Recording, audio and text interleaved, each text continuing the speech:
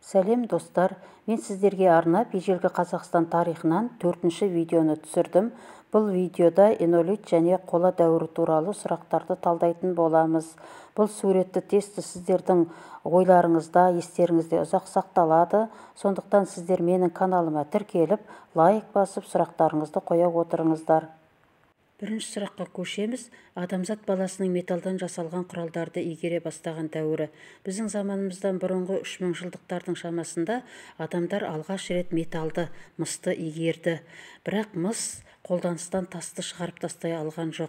Сондықтан да бұл дәуір мысты тас дәуірі деп аталынды. Мысты тас дәуірі біздің заманымыздан бұрынғы 3000 және 2008 жылдардың аралығын қамтиды. Жауабы энолит.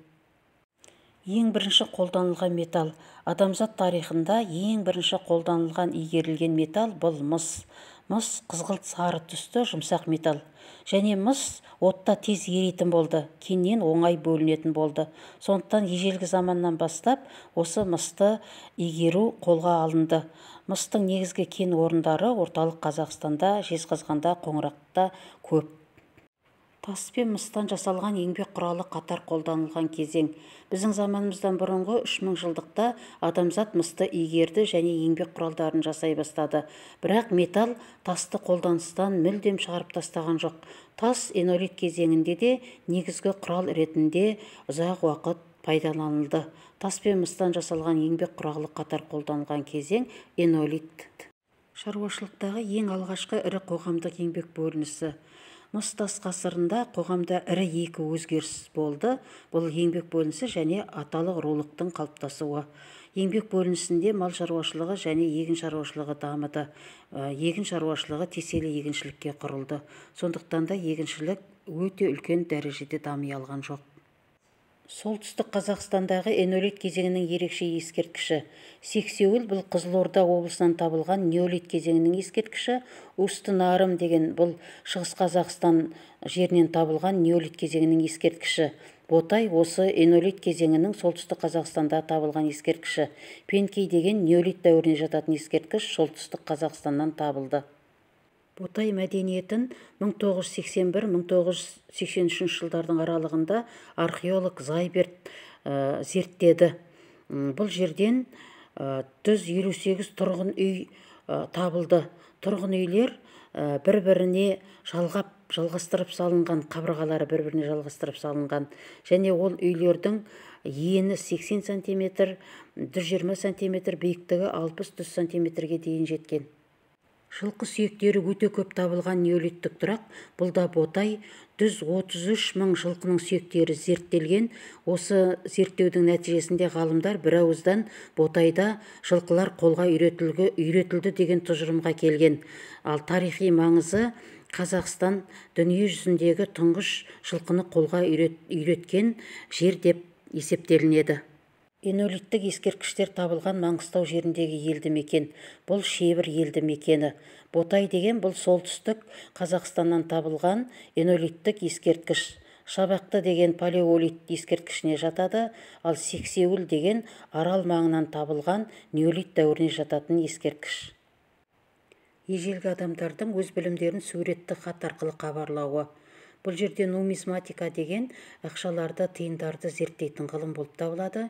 Петроглиф деген бұл жартастарға, тастарға жазылған суреттерді петроглиф деп атаймыз. Топономика деген жер, су аттарын зерттейтін ғылым. Бұл жерде пиктография жауабы.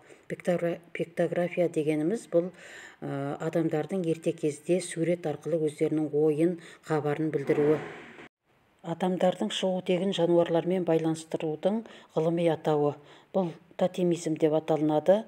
Ежелгі адамдар өздерінің шығу тегін аңдармен, жан-жануарлармен, өсімдіктермен байланыстырған.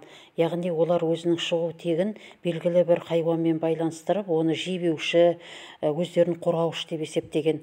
Мысалы, түрік әлемінде көк бөріні өздерінің қорғаушы, жебеушісі деп есептегені сияқты. Ежелгі адамдардың жерлеу ғұрпында өлген адам үстіне қызыл минерал бояу себу сенімінің ғылыми атауы.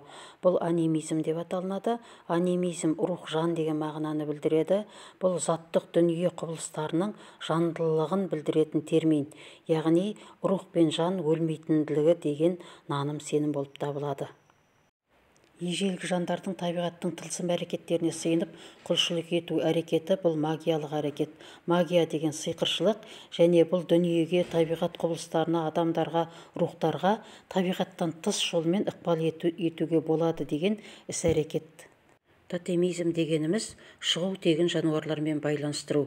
Ежелгі заманда адамдарға малдар, жануарлар маңызды рөл атқарған. Сондықтан олар шығу тегін осы жануарлармен байланыстырды. Мысалы, түріктер көкбөріні өзінің тегі деп есептесе, үнді мемлекетінде тотемдік көрініс бұл сиыр болды. Сиырды қасиетті деп дәріптеді және киелі деп есептеді. Қола дәуіріндегі қоланың алыну қосындысы.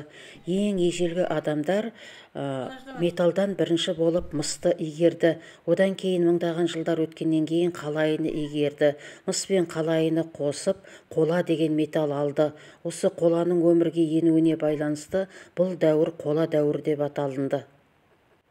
Қола дәуірінде Жезқазған өңірінен 1 миллион тоннадай кен өндірілгенін айтқан белгілі ғалым. Біздің заманымыздан бұрынғы 3000 жылдықта Қазақстанда кен өндіру қарқынды жүргізілді. Кен орталықтары әсіресе Қазақстанның орталығында және шығыс Қазақстанда көп болды. Қола дәуірінде Жезқазған өңірінен 1 миллион тоннадай кен өндірілгенін айтқан белгілі ғалым Сәтбаев. Қола дәуірінде 1100 тонна қалайы шығарылған кен орны. Қазақстанда кен өндіру аймақтары Жезқазған мен Зырянда мыс өндірілді. Атасу таулары мен Қалба, Нарым жоталарында қалайы, Степняк, Ақжал, Балажанда алтын өндірілді. Қола дәуірінде 1100 тонна қалайы шығарылған кен орны бұл шығыс Қазақстандағы Нарым мен Қалба. Қола дәуірінде кенді қорыту үшін салынған күрделі құрылыстар. Кенді алу үшін 3 түрлі әдіс пайдаланды. Жұмсақ кенді қайламен омырып алды. Қатты тығыз кенді отпен уатып алды. Және үшінші үңгіп қазу арқылы өндірді. Ал алынған кенді қазандықтарға балқыту арқылы алды да, оны түрлі формаларға келтіріп еңбек құралдарын жасады. Тастан және мыстан жасалған еңбек құралдарын ығыстырған кезең. Қоладан жасалынған еңбек құралдары тастан жасалынған еңбек құралдарын ығыстырып тастаған кезең бұл қола дәуірі деп аталынады.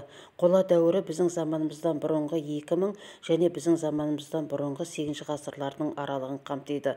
Ол өз кезегінде 3-ке бөлінеді: ерте қола дәуірі, орта қола дәуірі және кейінгі қола дәуірі.